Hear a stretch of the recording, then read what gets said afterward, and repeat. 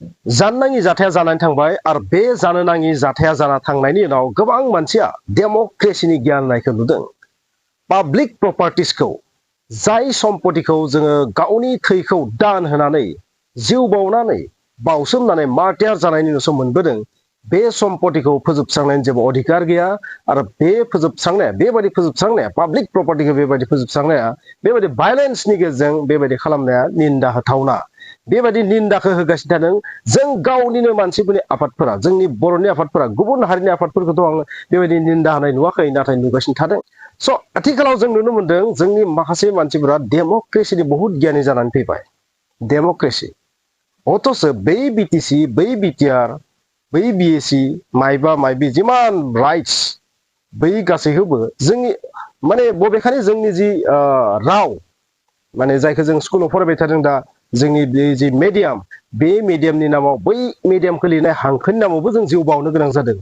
Date means डेम'क्रेसियाव नामाथ' democracy नाथाय बेवहाय जेब्ला मोनसे बिथिङा जुदि सुइट पलिसिजों जुदि जायाबा बेवहाय भायलेन्स क्रिएटआ जायो। नोंथाङा नुदों आबादारि आन्दलनखौ नुदों थारैनो दिल्लीयाव माबायदि बेसेबां दिन शाहिन बागनि घटनाखौ नोंथांमोना मिथिगौ। शाहिन बागाव बेसेबां गोबाव थादोंमोन आबादारिफोरा गासै लामाखौ ब्लकेट खालामनानै माने लादोंमोन। स' डेम'क्रेसियावबो बेबायदि भायलेन्सआ जायो गेजेर गेजेर। बेनिखायनो बे आसरित बाथ्रा नङा। बबेखानि बेबायदि पाब्लिक प्रपार्टिखौ बुफाय बुसि खालामनो नाङा आं बेखौ बुंगोन आरो बेबायदि खालामनाया माब्लाबो डेम'क्रेसियाव समाया बेबायदि जों खालामनो नाङा बेबायदि खालामनाया गोरोन्थि। नाथाय बेसेबां सम जों बिसोरखौ हमथाबाय थागोन। जुदि जोंनि माइरंआनो गैलाबा जुदि आं जाय हायाव गसंनानै दं बे हाखौनो जुदि गुबुना माने जावखांनानै लांसिगोनबा बेवहाय जों आरो माबोरै थागोन। बेनिखायनो नोंथांमोना जेसेबां डेम'क्रेसिनि गियान होबाय थादों आं नुनो मोनदों बिएसइउ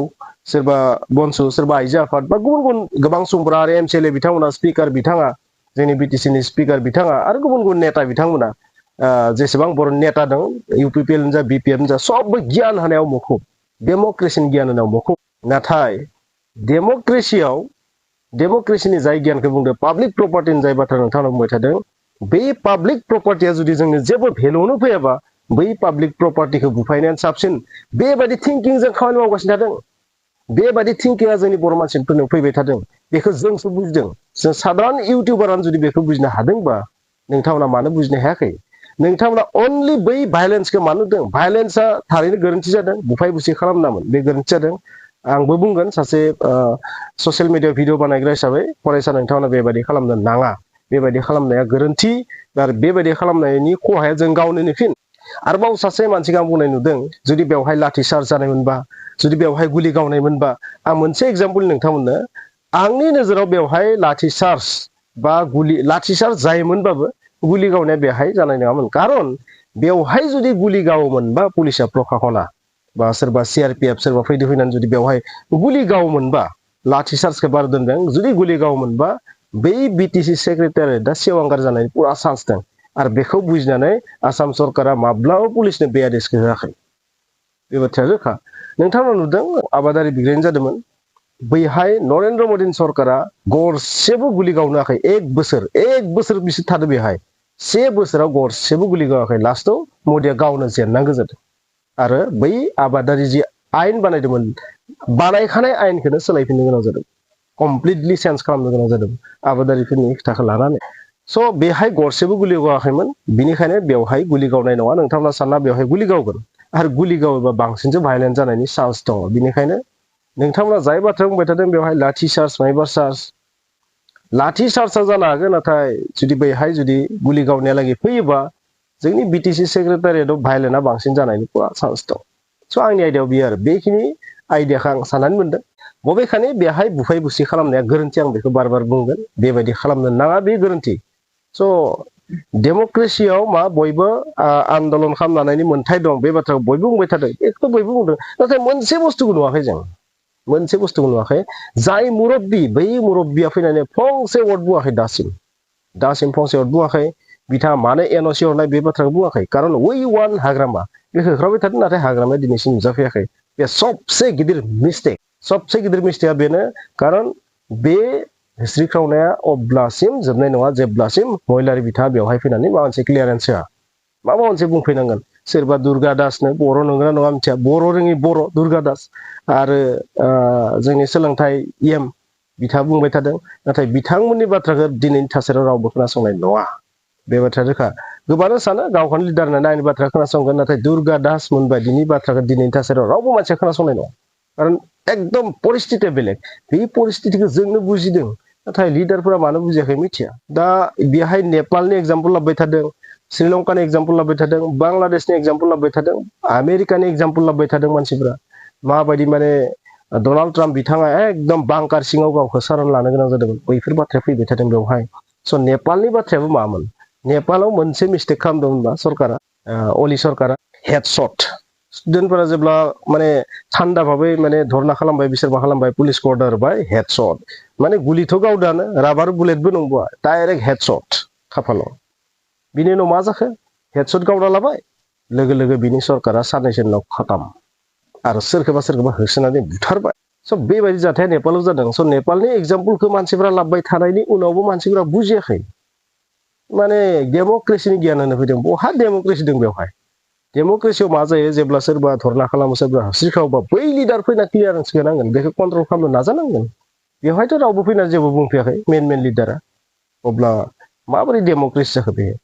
मात्र भायलेन्सखौ नुबाय थादों नाथाय भायलेन्सआ मानो जादों एसेबां साननिफ्राय पाब्लिकफोरा मा बुंबाय थादों पाब्लिकनि मोनसे बाथ्रा खोनासङाखै दिनै एसटि होनायनि हेंथाय मानो मोनसे बाथ्रा बुङाखै माने कन्डेम खालामनाय नोंथांमोना नुदों सोरबा आइजो आफादाबो कन्डेम खालामनाय नुदों बेबायदि खालामनाङा रिकुवेस्ट खालामदों गार्जेनफोरखौ रिकुवेस्ट खालामदों बायदिसिना खालामदों नाथाय नोंथांमोना इउनिभार्सिटिनि मोनसे अभिज्ञतानि सोमोन्दै बाथ्रा खिन्थानो गुवाहाटी इउनिभार्सिटिनि जेब्ला गुवाहाटी इउनिभार्सिटियाव आंबो फरायबाय दङमोन खनसे मा जाबाय भाइस चेन्सेलरा बै समाव भाइस चेन्सेलर सोरमोन बावगारबाय भाइस चेन्सेलर बिथाङा माने माबा मोनसे साधारन फिसा मोनसे मिस्टेक खालामदोंमोन गासै छात्रफोरा थांनानै मा खालामदोंमोन बेहायथ' गुवाहाटी इउनिभार्सिटियावथ' मेजरिटियासो नोंथांमोना मिथियाखै एसामिस स्पिकिं पिपुलफोरनिनो मेजरिटि थांनानै ओरैबायदि धरना होदोंमोन गेटआव माने मा होनो बेखौ एडमिनिस्ट्रेटिभ बिल्डिंनि गेटआव मेन गेटआव दानि जि गोदान बिल्डिङाव नङा सिगांनि पुरानायाव बै समाव गैयामोन गोदान बिल्डिंफोरा एडमिनिस्ट्रेटिभ जि पुराना बिल्डिं बिनि गेटआव ओरैबायदि गिलु बालु धरना होदोंमोन सासेबो पुलिस फैयाखै माने लास्टआव मानिनो गोनां जादों सब बेबादि स' इउनिभार्सिटि लाइफआव जेब्ला नोंथाङा फरायो अब्ला नोंथाङा मिथिगोन सोरनिबा डेम'क्रेसिनि गियान होननायखौ बै छात्रफोरा माब्लाबो खोनासङा स' गोबां गियान होनो हागौ छात्रफोरखौ नाथाय इउनिभार्सिटि स्टुडेन्टफोरा ओरैबायदि माने मेन्टेलिटिनि जायोना जिखौ राइट बिखौ माब्लाबो फावसाया आरो बड'लेण्ड इउनिभार्सिटिनि बेलायाव बेखौनो नुदों स' आंहाबो अभिगता दं बेफोरबायदियाव स' माने आंथ' माने बेयाव नुदों आरो माने जेबो खोनासंखाया डाइरेक्ट माने जाय भाइस चेन्सेलरमोन बिनि मुर्तिखौनो सावदोंमोन माने बिनि पिक्सार बानायनानै सावदोंमोन जोंबो दंमोन बे सावनाय स' बेबायदि आरो माने स्टुडेन्टफोरा माब्लाबो इउनिभार्सिटि बिसेसके इउनिभार्सिटि स्टुडेन्टफोरा माब्लाबो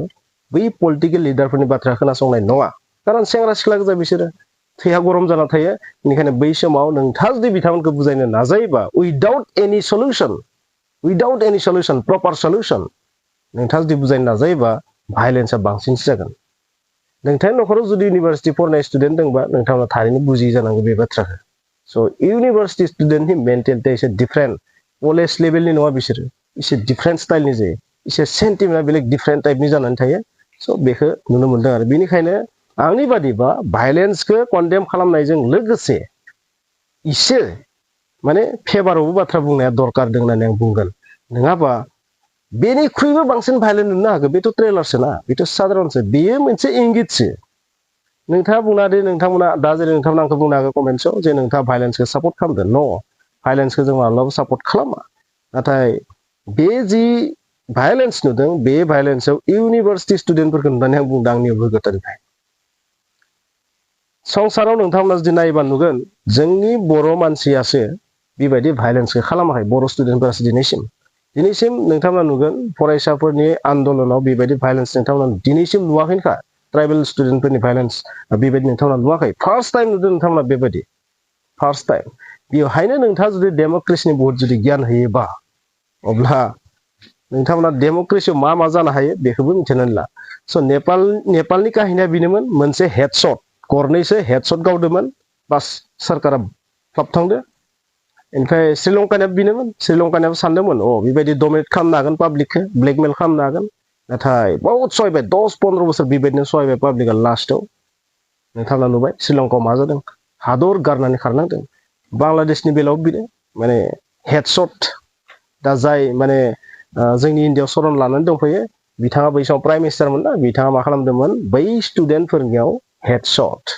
100 जनसो 100-150 जनसो माने गावथारदोंमोन आरो बेहाय जिहादि नांदेरना होनायजों जाबाय बेबायदिनो स' गुबुन गुबुन जायगायावबो मणिपुरनि काहिनिया बेनो गुबुन गुबुन जायगायावबो जेसेबां बेबायदि स्टुडेन्ट आन्दलन जादोंना मोनसे मोनसे फिसा फिसा मिस्टेकनि थाखायनो बेबायदि जादों जेब्ला आमेरिकायाव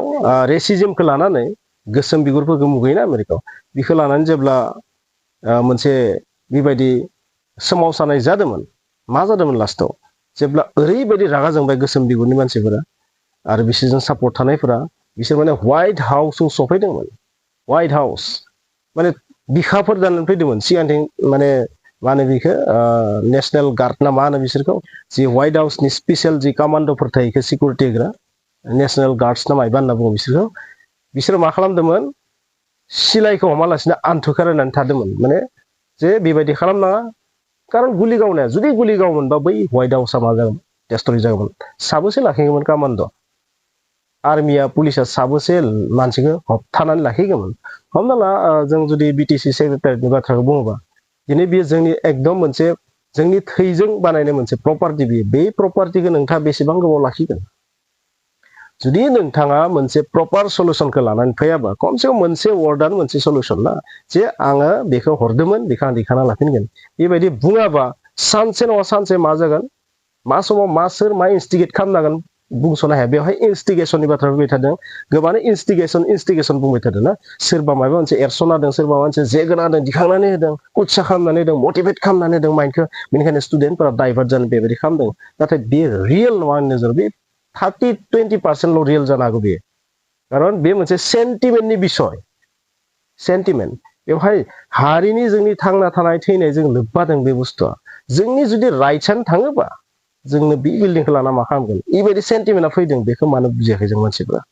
आरो जायनि जाउनावनो बेबायदि जाथाया जादों आरो जुदि लास्टआव पार्लियामेन्टआव जुदि बियो लकसभायावबो पास जालाङोबा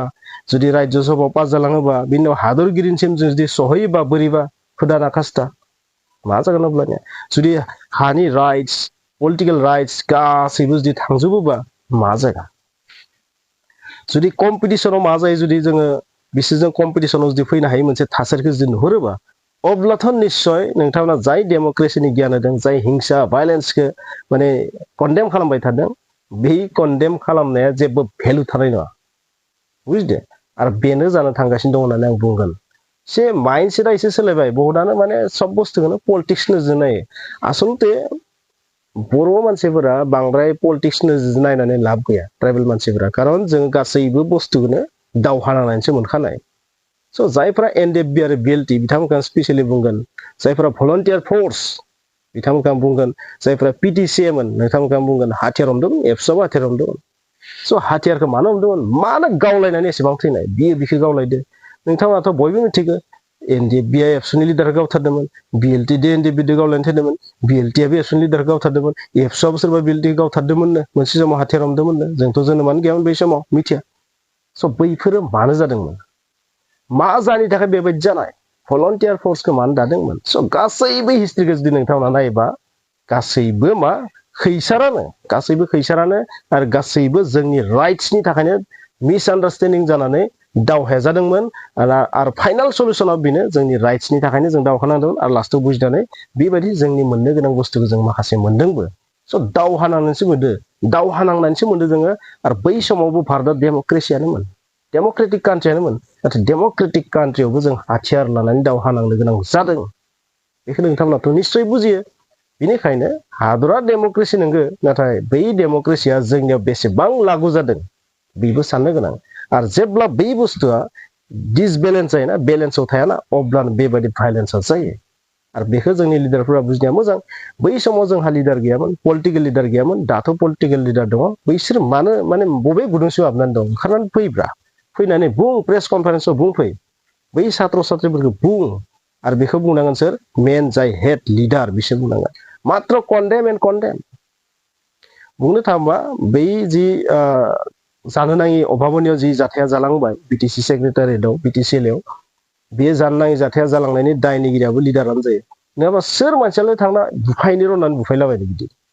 थाबनो रिप्लाय होआखै माबा मोनसे सलुसन लाबोनानै होफैयाखै जायनि जाहोनाव बेबायदि जादों दिनै ट्राइबेल संघखौ नुदों सिसिट'खौ नुदों बै जि रिकमेन्डेसन जि बिलाइ बेखौ सावनाय नोंथांमोना थारैनो नुदों आरो गुबुन गुबुन रोखोमनि जंगि आन्दलन नुनो थांगासिनो दङ रड ब्लकेट ट्रेन लामा होथेनाय बायदिसिना नोंथांमोना नुलांगासिनो थागोन आरो बेबायदि जायोबा जोंनो गावनो खहा जाजोबगोन जों आसामनि मानसिफोरानो खहा जागोन आरो मोनसे बाथ्रा आं बुंगोन जुदि बे बाराव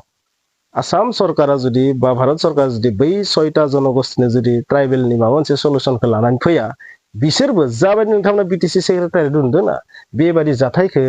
आसामनि दिसपुरावबो नुनो हागौ कारण बै 6टा जनगोष्ठीनि मानसियाथ 1.5 कोटि 1 कोटि 80 लाख 2 कोटिनि खाथि खाथि होनना बुंदों बै मानसिफोरा मा खालामनो हागौ मा खालामनो हाया नोंथांमोना बुजिखाबाय बिसोरबो बेबायदि सिस्टेमाव आन्दलन खालामनो हागौ बेबायदि भाइलेन्स नोंथांमोना नुनो हागौ अब्लासो नोंथांमोना बुजिगोन व्हाट इज भाइलेन्स आरो भाइलेन्सआ मा कारन जायो लिडारफोरनि गोरोन्थिनि थाखायनो जायो बै समाव जेब्ला मानसिफोरनि मेन्टेलिटिया एसे डाइभार्ट जायो बै समाव नोंथाङा कन्डेम खालामनायनि सोलायै बैसोरखौ बुजायनाया दरकार आरो लोगोसे माबा मोनसे सलुसन श' खालामनाया दरकार टेक्निकेल मेइनटेइन खालामनाया दरकार दा बेवहाय नुदों जोंनि लिडारफ्रा सासेबो टेक्निकेल मेइनटेइन खालामाखै जि नुदों माने भाइलेन्सआनो जाफिननायनि चान्स दं आरो बेनि दायनिगिरिया जागोन लिडारफोर गासै